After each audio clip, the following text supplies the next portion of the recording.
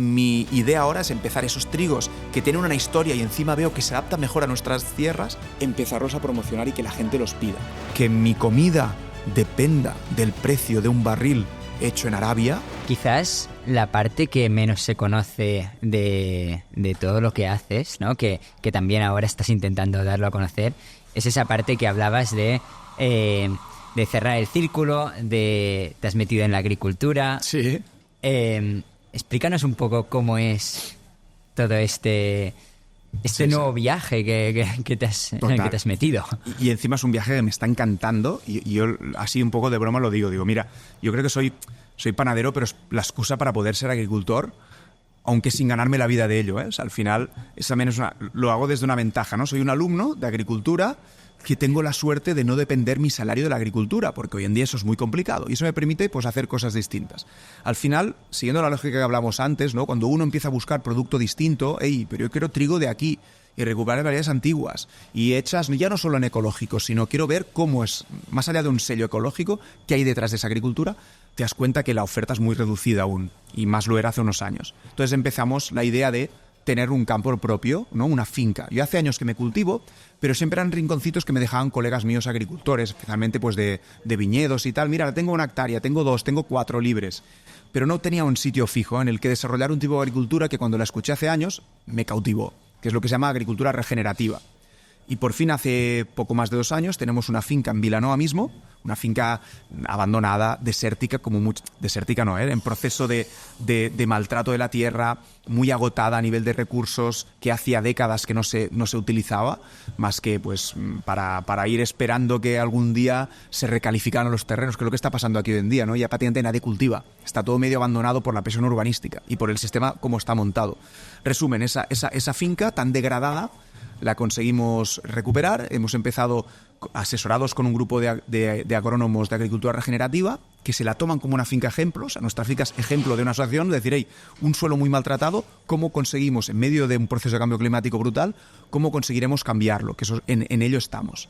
Resumen, hoy en día, pues hace poco hemos hecho nuestra primera cosecha, ya tenemos trigo. Claro, después de estos 2 últimos años de sequía extrema, este año ha llovido un poquito mejor. ¿Qué tipo de trigo? Este año tenemos 5 variedades distintas, ¿vale? 5. Y piensa que ahí vamos desde trigos, el trigo más ancestral que conocemos, que es el que comía el hombre del Paleolítico hace 14.000 años, el Triticum monococcum, ¿vale? Es el monococcum, es el trigo, como digo, más ancestral, es un trigo muy poco productivo, no nos ha salido muy bien, la verdad, o sea, tengo un ramito de espigas y poco más para multiplicar. De ahí hemos pasado a trigos, digamos, pues por ejemplo, hay un trigo camut, que seguramente lo conoces, que es un trigo típico del antiguo Egipto, que a nivel nutricional también se recomienda mucho. Espelta, que es el que más gente conoce hoy en día, porque la mayoría de nutricionistas lo recomiendan. Y otros trigos más autóctonos. Por ejemplo, aquí en la costa mediterránea tenemos un trigo que se llama Xeixa, que es casi seguro, estoy muy detrás de ese trigo, porque no se conoce tanto, que es el que consumían nuestros abuelos. Esa Xeixa, que es muy típica en las Islas Baleares, aún se conserva. Hay campos, la gente de pie lo conoce. Sí, un pa de Xeixa, ¿no? Pero, por ejemplo, aquí en Cataluña se perdió mucho. Entonces, mi idea ahora es empezar esos trigos que tienen una historia y encima veo que se adaptan mejor a nuestras tierras, empezarlos a promocionar y que la gente los pida. ¿Consideras que a día de hoy la gente, que tus clientes que vienen aquí, valoran todo esto que estás haciendo detrás? Hombre, los que entran a la espiga ya están curtidos, ¿no? Porque ya, como yo soy muy pesado, ¿no? Por redes y por todo, encima, pues ya hasta lo escribimos en las paredes, ¿no? Para que lo enseñan. Yo tengo que decir que antes de esta entrevista, el otro día pregunté a gente que estaba así sentada y la mayoría no sabían que tenías tus propios el campo. campos. ¿No lo sabían? No lo sabían. Ya. Eso también es verdad. Tienes razón en eso de que muchas veces Internet nos engaña, ¿no? Porque uno puede decir, mira, este vídeo lo he explicado y lo han visto no sé cuántas decenas de miles de personas. Pero en verdad en la tienda, luego la gente física no suele ser la misma que la virtual. En eso tienes razón. ¿Hasta qué punto es vengo porque está bueno? Sí, ¿no? Sí. Yo creo que entra las dos, porque nuestro pan no es el más comercial del mundo, ni mucho menos. Está rico, pero no es el más comercial. A lo mejor un pan de otra panadería, pues lo veré más hinchado, me parecerá que es más grande y también me sabrá rico. Yo creo que hay clientes como en todos los sectores, ¿no? Hay clientes con perfiles muy distintos. El que viene porque le gusta, es tradicional y punto, o el que viene porque sabe que encima es un producto de proximidad, ecológico, bla, bla, bla. Volvamos a las semillas antiguas. Sí.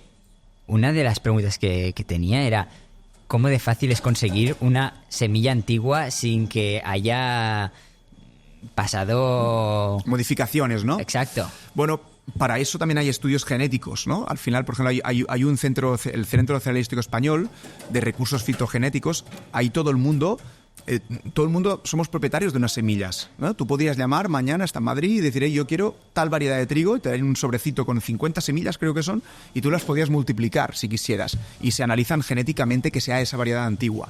Luego también ya no solo es un tema genético. O sea, ¿puedes pedirlas? Las puedes pedir, sí, quien sea. Ahora, el drama es multiplicarlas, porque con 50 semillas en trigo, en cereal no haces nada.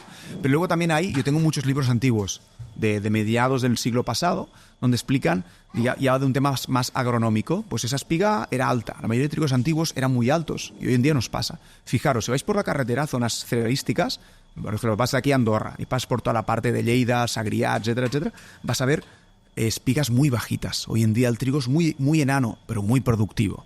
En cambio, nuestros trigos antiguos son súper altos. Ha habido años que me han superado a mí, han llegado a los 2 metros. Esos trigos antiguos no eran productivos. Y un poquito, pues, en la Revolución Verde que hablábamos antes, pues se dijeron, fuera estas variedades antiguas que no son productivas, que encima te caen todo, y vayamos a variedades mucho más productivas, pequeñitas, enanas. Fueron cruces con trigos asiáticos. Pues bien, eso nos dio una productividad brutal, ¿no? Imaginaros, para ponerte en cuenta, un campo mío de un trigo antiguo, pues hace unos 1.000 kilos por hectárea. 1.000 kilos. ¿Un campo de qué tamaño? Un campo de hectárea. O sea, ¿una hectárea? Hectárea, 1.000 kilos. Eso en un buen año por ahora. Espero que algún día poder hacer más. Pero una zona de una pluviometría baja como es aquí el Garraf, ¿vale? 1.000 kilos.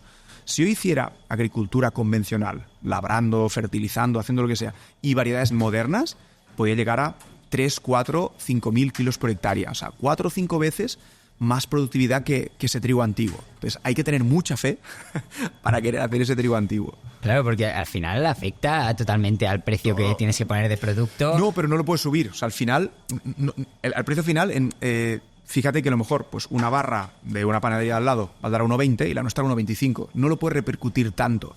Al final le das un valor a más cosas, a que esa gente no solo vengan a por la barra, pillen otro pan. Tienes que intentar buscar esa rentabilidad por otro lado, explicar la historia. Pero trabajas con comisiones con márgenes mucho más pequeños. Sí. Intentas ganártelo por otro lado, pero al final el producto es mucho más caro. Es el valor que tú le puedas dar, que la gente, como entiende tu proyecto, pues a lo mejor también te compra un croissant o te compra otra cosa y ahí puedes, ¿no?, hacer un ticket medio más alto. Siempre digo que, por ejemplo, a mí, en la degustación, el tema de poder tomarte un sándwich, un buen croissant, a mí me ha permitido ser más extremo en el pan. Puedo hacer un pan más radical que a lo mejor no es tan comercial, a cambio de que la gente pueda comer más y subir ese ticket medio, ¿no? O sea, no tenerme que vender tanto a lo comercial. ¿Qué quiere la gente? No. Yo hago mi pan con esa propuesta que es un poquito más radical. Digamos que el tema más bollería te sirve de excusa para... Un poquito, porque además es una parte que también me gusta mucho, ¿no? El hacer disfrutar a la gente con un producto. Pues sacamos un croissant nuevo este fin de semana con un sabor también de un producto de temporada. Al final todo va en la línea, es igualmente un producto natural hecho por nosotros, pero la bollería nos permite ser un poquito más gamberros, donde somos mucho más, como te decía, extremistas, ¿no? En el mensaje, en el tema sostenibilidad y todo, es en el pan. Y el extremo, como te digo, es Masturrat, ¿no? Esta finca que hemos empezado a plantar todos estos trigos antiguos, y lo hacemos en agricultura regenerativa, que si quieres la explico un poquito por encima. Uno puede entender ecológico, ¿no? Vemos, ¿qué es ecológico? Que muchas veces ni lo entendemos. Ecológico es que durante el proceso agrícola de ese producto, teóricamente no se han utilizado productos de síntesis química. La mayoría de ellos no, hay algunos permitidos, la mayoría no. Entonces, bueno, eso está bien, pero no se controla tanto el trabajo del campo. Por ejemplo, el labrado. Labrar una tierra en exceso puede ser igual o más perjudicial que utilizar un producto químico determinado. ¿Por ¿vale? qué? Porque en el momento que tú labras, rompes completamente la estructura del suelo. Hoy en día, los suelos de la mayoría de Europa, por ejemplo, y de gran parte del mundo, están muy degradados. Significa que durante décadas se ha hecho una agricultura muy intensiva, donde se ha puesto mucho insumo externo y se ha labrado muchísimo en exceso. Y entonces lo que voy haciendo es que voy agotando la materia orgánica del suelo. Si yo labro, si yo pillo parte de... El suelo es un ecosistema muy delicado. En el momento que yo lo labro, rompo ese ecosistema y pues la microbiología, ¿no?, desde lombrices hasta bacterias y hongos, toda esa micro o macrobiología la vuelco, la expongo a oxidación, el sol lo mata todo, esa materia orgánica se va oxidando, entonces hace que el suelo al final sea como una superficie. Hoy en día el suelo se utiliza como algo donde yo pongo una planta, pero yo tengo que darle, como ya no, los ciclos naturales del suelo, del carbono, del agua, todo eso ya no funciona, yo he de darle, es un enfermo que está en el hospital y por vena tengo que darle comida, suero, porque su sistema digestivo no funciona muy bien. Pero luego, como el sistema inmunitario tampoco funciona bien, le tengo que poner antibióticos. Pues lo mismo, plaguicidas, herbicidas, fungicidas. Es un suelo completamente inerte, dependiendo de insumos externos. ¿Cómo se cambia el chip de eso? Se intenta que el suelo vuelva a recobrar vida, vuelva a tener materia orgánica, vuelva a tener microbiología, ¿no? Después de la materia orgánica llegará la microbiología, que será la capaz de, por ejemplo, esa hojita, ese trozo de raíz, esa paja que ha quedado en el suelo, irla descomponiendo y generar todos los nutrientes para que la futura planta pueda nacer sin insumos externos. Eso que te explico, que parece muy bonito, es lento, es caro. Bueno, es caro porque es lento, ¿vale? Y lleva muchos años y muchos agricultores no se pueden permitir estar 5 años sin ganar nada o perdiendo dinero, claramente. Entonces, por eso, la agricultura convencional a día de hoy sigue siendo más atractiva a nivel rentable que agriculturas regenerativas. Pero lo era mucho más mientras el combustible fósil era económico. O sea, al final nuestro sistema alimentario depende del combustible fósil, porque los fertilizantes se hacen sobre todo con combustible fósil, porque el trabajo en el campo es combustible fósil, ¿no? Entonces, mientras esto es barato, un poco la rueda funciona y el alimento es barato. Cuando esto empieza a subir y empieza a escasear, ya sea por tensiones diplomáticas, no voy a entrar en por qué el petróleo o los gases cada vez son y serán más caros, en líneas genéricas, ahora puede bajar y tal. Pero ahí es donde nos empezaremos a replantear, que mi comida dependa del precio de un barril hecho en Arabia, ¿tiene mucho sentido? Pues no lo tiene, ¿no? Al final, agricultura regenerativa entonces te hace más independiente. Total. Eso sí, a cambio de algo. Es un proceso que no es de hoy para mañana. Los campos tienen que recuperar esa vida, que es lo que yo ahora mismo estoy sufriendo.